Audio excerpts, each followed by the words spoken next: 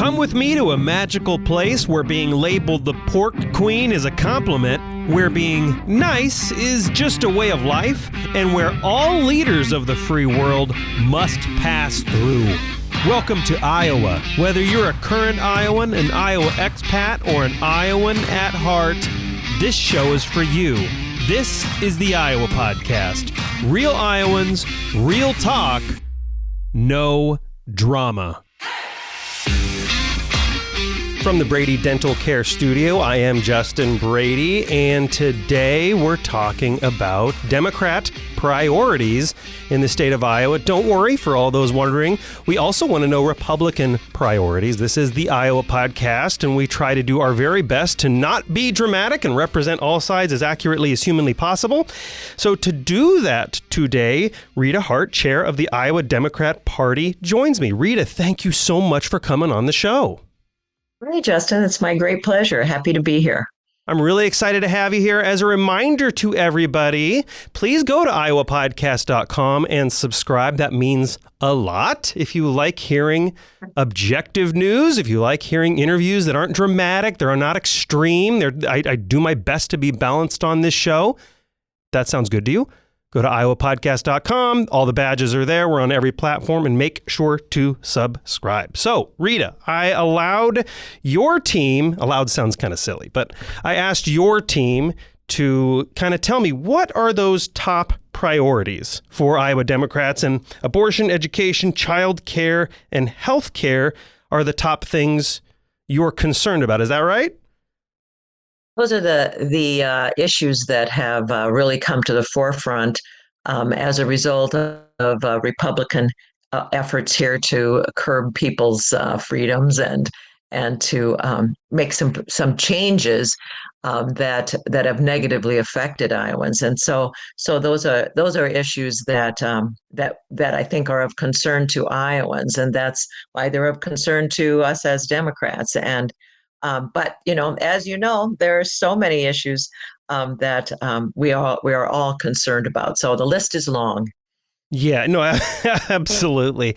And we'll start with the abortion topic. And I want to say that obviously I was speaking to a few different people just for on-the-ground perspective on this before speaking with you, Republicans and Democrats, and they were very kind in reminding me that this is an extremely sensitive issue, and people have very, very specific thoughts on it. So just to one of my Democrat friends about my age, they told me their wife was in tears when this bill passed, when Governor Reynolds signed this bill. So very sensitive. It means a lot to people, and it really, in their view, on both sides, it changes their life dramatically. That being said, on the Republican side, I have seen people in tears for abortion, right? Or not for abortion, but because abortions are happening. So I want to get that out there, that this is a very, very sensitive issue, and I'm going to try to do my very best to represent both sides as accurately as possible, but also, Rita, represent you 100% accurately. And again, everybody, as a reminder, we don't edit this show, so nothing Rita says will be taken out of context at all. So you definitely ran heavily on this issue. So did Reynolds. Neither one of you pulled any punches during the election cycle, but Iowans chose to reelect her. So are Democrat leadership, at least, are you out of touch with your voter bloc, or was the messaging wrong? Where do you think that breakdown was? Well, let's be clear on that. Abortion was really not talked about a lot in this last election cycle. Not like it was in other states where there was actually an abortion referendum on the ballot itself. And you can see that in states where it was on the ballot, that Democrats really performed well there, that was an issue that ended up being an issue that helped Democrats get elected. That's not the case here in Iowa, and I think there was a lot of things that went into the campaigning in this last election, but I do think that, to your point, as we started this podcast, that this is an issue that we are very divided on. and and there's a constant conversation going around this that sometimes that ends up in the details, right? Hmm. Because abortion is a healthcare issue that has been around as long as men and women have been on this planet, Mm. right? And and and what brought all of this to a forefront, of course, was the repealing of Roe versus Wade. And so we've got we're kind of going through a time, I believe, in this country where we're having a reckoning on this issue that wasn't necessarily apparent in the governor's race in this last election. But having said that, I mean, it's clear that that Iowans have made it clear through many polls that they are not in favor of the kind of legislation that has just been put through the Iowa legislature. The 6 week bill is extreme. And therefore, it is interesting that people are very emotional on both sides. But I believe that when it comes to decisions that are made by women and their families and their family doctor, that then become sidelined by a governmental decision that does not take into account the intricacies that take place in such a personal decision. That's why people are not in favor of Mm. this 6 week ban, where women don't oftentimes don't even know that they're pregnant until after 6 weeks. And so it is an emotional issue. It is one that is contentious. But I guess this is where I think that we ought to have some common sense about this and some recognition that women have a right to their bodily autonomy. And That these are very personal decisions, and that there are many mitigating factors, mm. and that when you reduce that to doctors having to check the law in order to decide when they can step in to save a woman's life, that perhaps this law has gone too far. So, yeah, there's a quote from you, which, by the way, I agree with. I'm not sure in the phrasing if I agree the way you intended it, but I agree with it, which is Iowans have made themselves clear that they are not in favor of extreme positions concerning abortion. So now this reminds me back to the conservative side. A lot of my conservative friends would often tell me the reason Republicans have made no progress on moving the country to pro-life positions, or whatever people want to call that, anti-abortion positions, is because they've been too extreme. And this is a phrase I've heard from conservatives all the time. The reason we've not gotten anywhere is because we're too extreme and it's an all or nothing game. But by that same standard, have Democrats lost ground because they also have what would be considered an extreme view? Because I don't know if I hear much nuance coming from the Democrat side, except for Tulsi Gabbard. I had her in studio. I think she is a third trimester ban kind of person. She kind of introduced legislation around the 20-week period, but is that extreme? Like, is there a line that the Democrat Party should maybe have drawn? And had they done that, we wouldn't be in this position. Well, Roe versus Wade was a bill that drew some lines, right? That um, that that talked about that those kinds of restrictions that I think most people are looking for when it comes to this issue, right? That there is a 20-week line, that after that line, certain restrictions, certain exceptions are made. That I think is a common sense um, uh, piece of legislation that obviously stayed in law for 50 years, almost 50 years, 49 years, for a reason. And if we look to what happened before that, we can see that did save a lot of women's lives.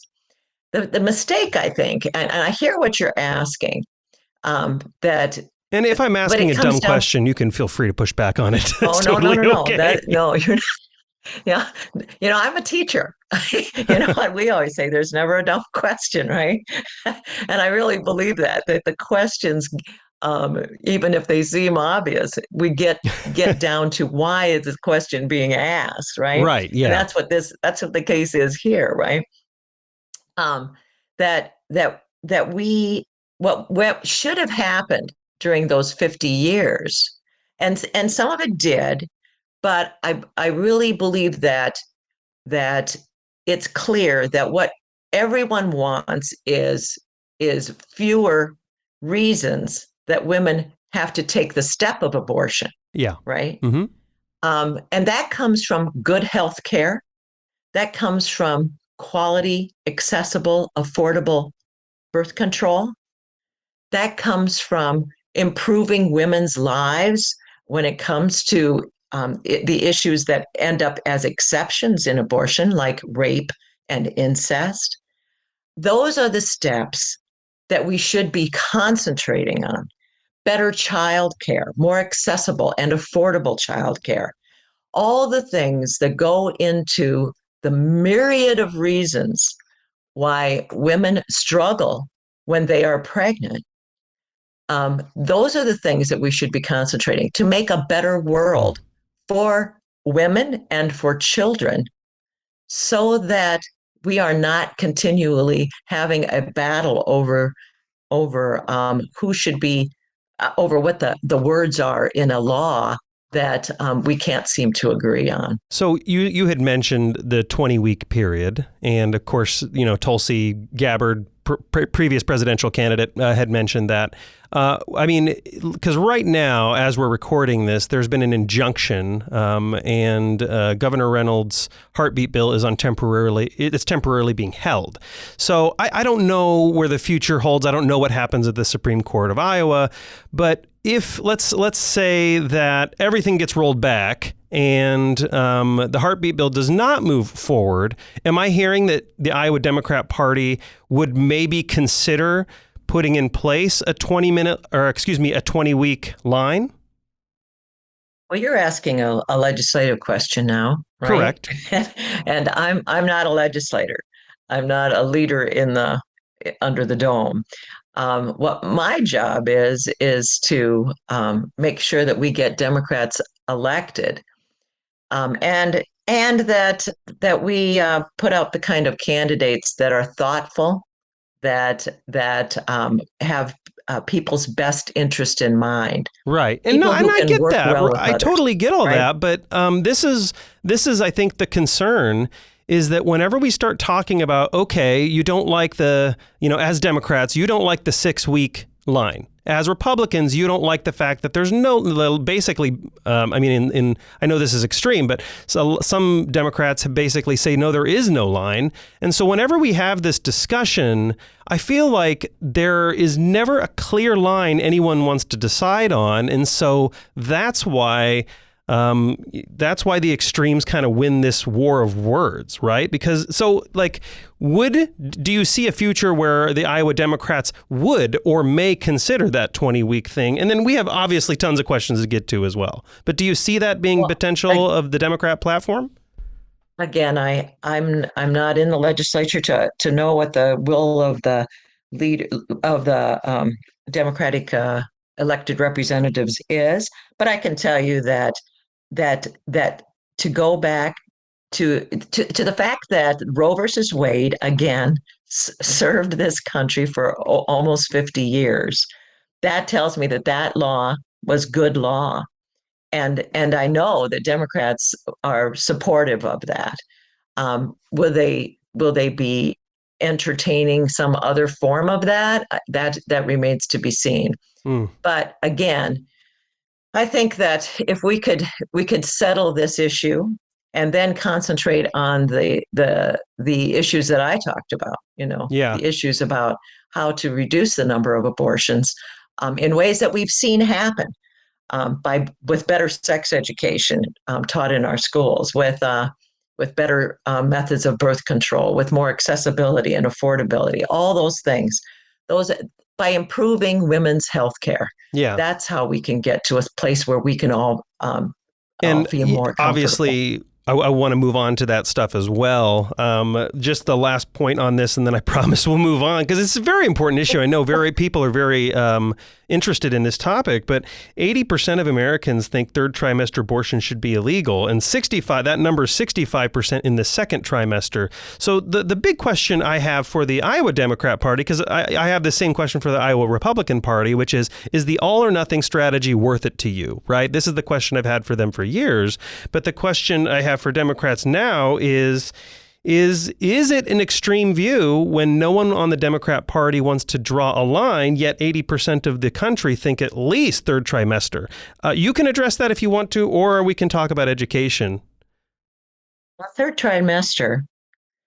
I don't know the statistics that you're citing here, because I don't know what the question was. Right. True. That's fair. That's fair. Is third trimester abortions just in general? That does not exist and has not existed under Roe versus Wade. But do people believe that if a woman's life is in danger, if this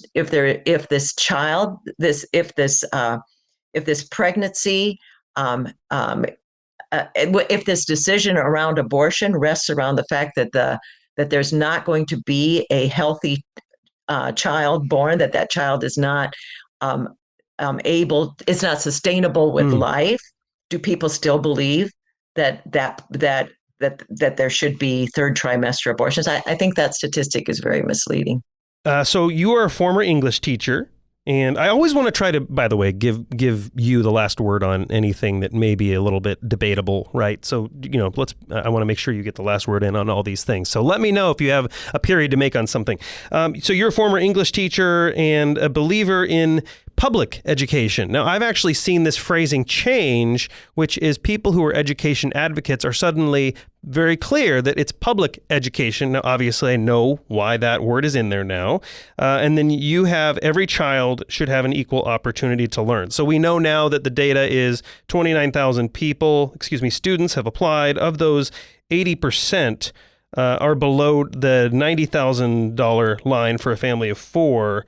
Well, I mean, why do you think there's 29,000 students? That's quite a lot. When you compare it to the overall state, it's not a ton. But why are students leaving public education? At least some. I'm not sure about the reasons therein. What I think is clear is that this Republican administration has been very challenging for public school systems. That the budgeting and the financial challenges that schools have faced over the last 10 years are considerable. There are many reasons why people choose to take a child from one school system to another. So I don't know the ins and outs behind that. What I do know is that the state of Iowa has always supported both the public and private systems. But this legislation, again, is very extreme, and it takes us to a different level, where, again, we have taxpayer money, considerable taxpayer money, that is now being taken away from the public school system to support a private school system that doesn't play with the same rules, that does not have to accept every student, that has the ability to not educate every child that knocks on their door. It's an unfair system to take the step that this legislation does. So I know that opposition would say what the unfair system is. And this is again, like I had a discussion with your colleague, Senator Nate Bolton and Senator Brad Zahn on this. If anybody missed that, I would encourage you to go back and listen to it. It's a very, very great conversation. As silly as it may sound, I still have zero idea where I fall on this issue. I see negatives on both sides. And so the opposition may say, but it's also unfair to tell a student that you have to go to this school even though the school is not serving your needs. And so, like, I know that Des Moines Public School, where my wife worked, she as a teacher there, I think it's 15 years now, it has a 47% reading proficiency, and in the state it's 68%. So we have similar models with like SNAP benefits where the money goes to the individual and they can spend it at a grocery store, they can spend it wherever. Why shouldn't that same model apply to education? Well, Justin, that you're acting like there is no choice in this state. We do have choice in the state. We have had open enrollment for I don't know when that was passed, but quite a while. And that is actually a better system of choice than this situation where I live out here south of the little town of Wheatland. We're 20 miles to DeWitt, where the only private school K-6 exists, and it's 45 minutes to Clinton, where the closest private high school exists. But we're just, some people, there's a lot of open enrollees here. There is choice in this state. And it's a system that also has, we could argue about that, but because it has its pros and cons as well. But there is, parents do have a choice when it comes to if they're not satisfied with the school district they're in for whatever reason. But I think you're missing the bigger point here, Justin, which is that the vast majority, no matter how this all turns out, the vast majority of our Iowa students are educated in our public school system. Mm-hmm. And there is no doubt that we need to be improving those school districts, right? And that is not going to get better with this plan.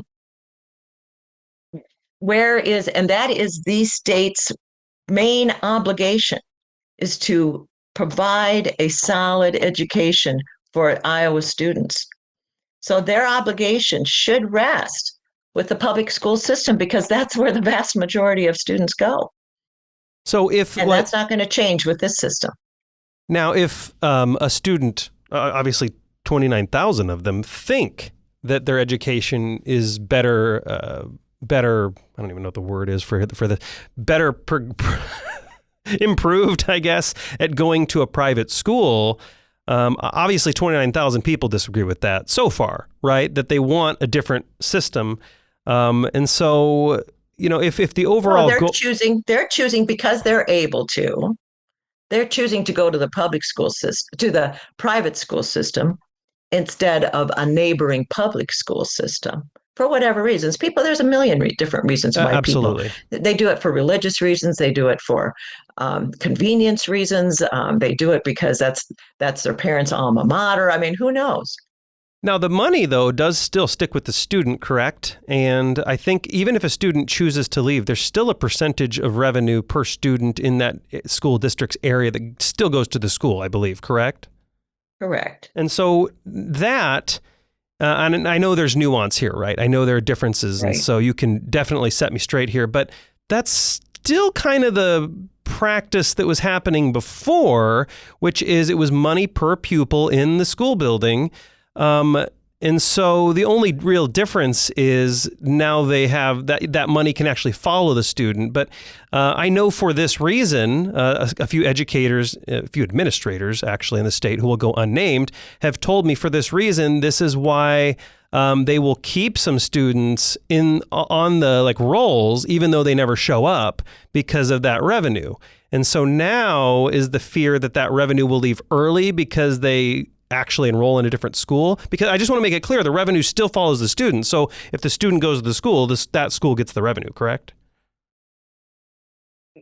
Again, I'm not a legislator, and I I don't know the legislation inside and out. But what I do know is that there's not a lot of accountability here, and I think that's a point that Rob Sand has been making as the state auditor, um, that there is not a lot of ways to decide how this money is being spent, how where it's going, and how much is how and how it what it's being spent on. And that's a big problem, right? And people, this is taxpayer dollars. We ought to have a lot of accountability around this program, and that just doesn't exist. Yeah, and to his credit, I know Nate and Senator Bolton and Senator Zahn did discuss this, and it was actually a very enlightening conversation because I think Senator Bolton is like, hey, like to your point, Rita, what you said earlier, the same rules do not apply to the public schools that the private schools. And I think I don't want to take him out of context here, but he's like, you know what? You're right. We need to work on that. We need to have more clarity on that. So this does look like at least this is an area that Democrats and Republicans agree on, even though they may not agree on the overall legislation. It sounds like everyone agrees there needs to be more clarity than there is right now, and everyone needs to be following the same rules. I will put in there that the schools that get the money do have to be accredited through the state. But as far as like getting the money, I know there's a little bit of nuance and there's some clarity that needs to happen there. So to his point, Senator Zahn conceded that point. I don't know if you have a period to make on that. Otherwise, we'll move to childcare. I would just say that it's a great example of, I mean, I think that's troubling to everybody when they hear that you just voted for legislation that you're admitting has a huge hole in it, right? That's troubling. And so that's just another example of why Iowa needs more balance. We have a situation here where the Republicans are in total complete control, and they don't really even need to listen to an opposing view, because they know whatever piece of legislation they decide to push through, they're going to get it through. Mm-hmm.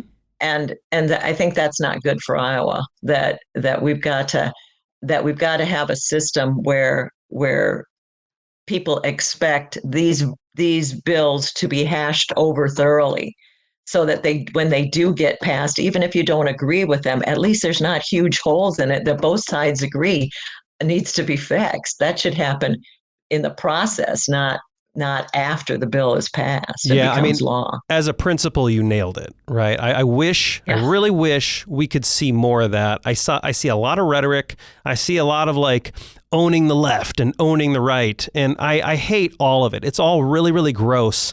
And I actually learn the most from people I strongly disagree with. A lot of my opinions throughout my life have changed because someone had the patience and time to inform me I was wrong about something. It's truly an incredible experience if you've ever had 100% belief in one camp and then someone took time with you and you were like, oh my gosh, I've been wrong for a decade. It is truly a life-changing experience once you have your mind changed once. I would love to see all our representatives practice that a little bit more. So childcare is another big one. Hey, can we talk about that just for a second? I'd love to. I'd love to talk about that. Yeah. So, that's one reason why I said yes to this job. Because like everyone that I know, I mean, we all have this same conversation about how divisive things have become, not just politics, but it's bled out to other areas as well. It feels like we're in different camps in everywhere we go. That and it's broken up families. I can't think of anybody that has not had a family situation affected by this change in how the people in our country talk to one another, right? Yeah. And I tell this story about how when I was a kid growing up, my mom was a really strong Republican. My dad was a really strong Democrat. They were just both really great people. And they were very involved in various things in the community. And they would host both caucuses in our house at the same time. when I was real Wow. little. That's incredible. And and that and now we look back at that and think it's incredible. At the time, it was nothing. It was just nobody even thought twice about it, right? Yeah. But I remember as a kid sitting on the stairway listening to the conversations because, we didn't get a lot of people in our house very often and they were having fun. And I wanted to hear that, right? And so I remember that back and forth, the different conversations going on in the two different rooms, but then they tease each other, and then sometimes they would, argue a bit. So there was reasons why they were in separate rooms. But in the end, they all ended up in the kitchen with a beer or a cup of coffee or whatever, and they left as neighbors and friends. Yeah. That's what we're all hungry for again. Mm-hmm. That ability to not agree all the time, but to agree that we're friends and neighbors first, I right? mean, yeah. And Go ahead. Sorry. and that's why I said yes to. I mean, it's one of the reasons why I said yes to this job is because we've all been talking about this for quite a while about how unhappy that makes us and how wrong that is. But every one of us has got to do something to fix that. And I knew that as the chair of the Democratic Party, I have an opportunity to change the conversation, Yeah. to not be one of those people who is constantly on attack, but instead is a listener Yeah. and is really trying to do what's good for all of us instead of to people in just one party. So I take that very seriously. Yeah, and I really, really appreciate you saying that. Author Arthur Brooks, and he's a Harvard professor as well. He does the happiness course at Harvard, if you've ever heard of this. Yeah, I have. Yeah, he has this incredible data set in one of his books that 93% of Americans absolutely hate how divided we are. They want to see more healing. So I'm going to ask if Jeff Kaufman, like I told everybody, I have extended an invitation to Jeff Kaufman, the chair of the Iowa Republican Party. I just extended it. I haven't heard back yet. That's pretty fair. I did ask Governor Reynolds. So far, they have declined. They don't, I can't get them to commit to anything, which, okay. But here's the question. I will ask them this question when they come on too, that I'm going to ask you, right? Because I've seen some nasty tweets from Republicans and nasty statements that I hope that they want to retract. But I'm going to ask about your own side. I've seen some tweets from Democrat senators that are attacking like Hy-Vee, telling people not to shop there because they're donating to campaigns. Or I've seen tweets from Democrat senators labeling the opposition as fascist or Nazis. And so is the Democrat Party have a role if they want to like curb back the vitriol and the hatred? Does the Democrat Party have a role to correct this behavior or set an example or condemn it? Absolutely, we do. And again, that takes leadership. And that's why those of us who are in leadership need to take that very seriously and recognize that, I've been very careful about the statements that I put out. I don't know if people notice that I do. that I'm Yeah, tring really hard I not to do absolutely that. do. You're very balanced. I appreciate that. And I hope that example, is going to make a difference. I also need to address, I need to have these conversations with my fellow Democrats about how we do that. I'm a county party chair too, as well as the state party chair here in Clinton County. I've been doing that just for a little over a year. And that's something I take very seriously at that level, right? Is that we need to talk about how we talk to folks, right?